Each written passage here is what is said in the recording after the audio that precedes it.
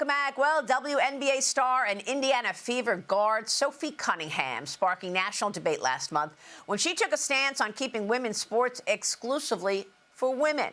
Vice President J.D. Vance among those offering support for Cunningham this week on Fox. Watch. What I would tell Sophie and anybody else is keep speaking your mind. You actually are inspiring a dozen people for every person that criticizes you. And we cannot take our country back. We cannot save the United States of America unless you have people of courage who are speaking their mind.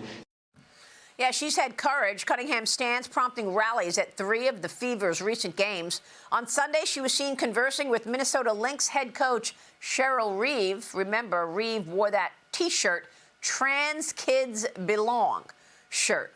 Cunningham now says she wants to put the focus back on basketball. Watch. She just came up, and, I respect her for coming up in person. I think a lot of people hide behind screens and love that type of thing. She had stories about her point of view, and I had stories about my point of view, and we left with love and respect, and I think that's what it's all about. Joining me now is OutKick contributor and the Riley Gaines show host, Riley Gaines. Riley, thanks so much for weighing in here. Good to see you. Oh, it's very good to see you. Thanks for having me.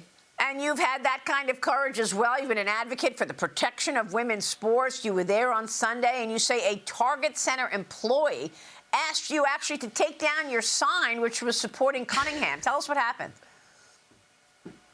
Yeah, you know what? It was almost to be expected, which is a really sad state of affairs. My sign merely said, Sophie, thank you. Signed a girl, Mom Maria. I just had a little baby girl about 10 months ago now. She is the light of our lives. I was just there at that game to support Sophie Cunningham and the stand that she has taken for my daughter.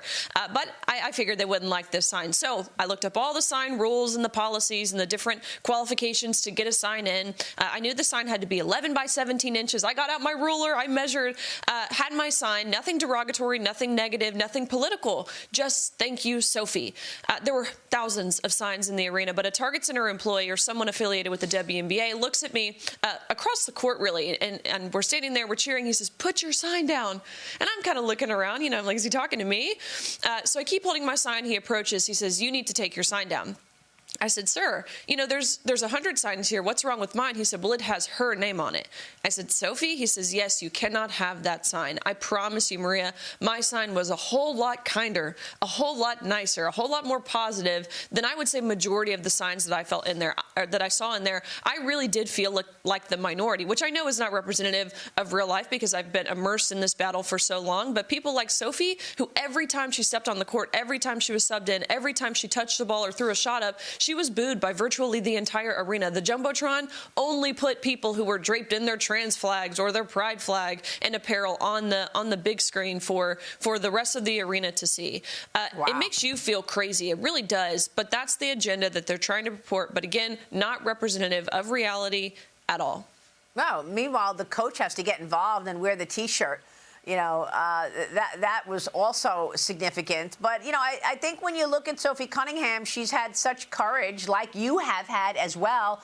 Look at this. She's the 3rd most followed WNBA athlete on social media, 3.6 million Instagram followers as of this morning, up from a reported 1.3 million in March. Her popularity soaring in stores, too, with 2 of the 5 best-selling jerseys in the WNBA storefront belonging to Sophie. Riley, Cunningham is gaining traction among younger female athletes as well. Your reaction to all of this around Sophie Cunningham?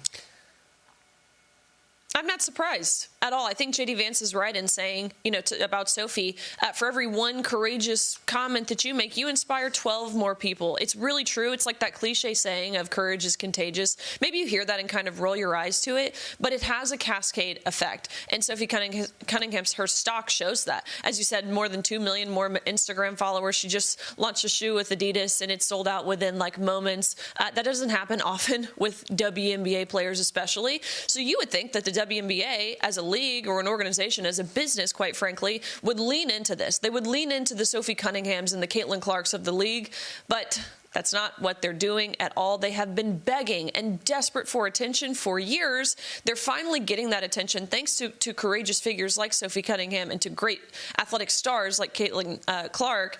And rather than leaning into it, they're just desperate to fold. I mean, I've never seen an organization more dedicated to self-imploding than the WNBA. Well, I mean, you're right. You know, it's unbelievable that now you're seeing all this excitement around the WNBA. People who weren't watching women's basketball are now, you know, glued in and they're watching and rooting for Sophie. And yet the WNBA is not rallying around that. I don't understand that at all.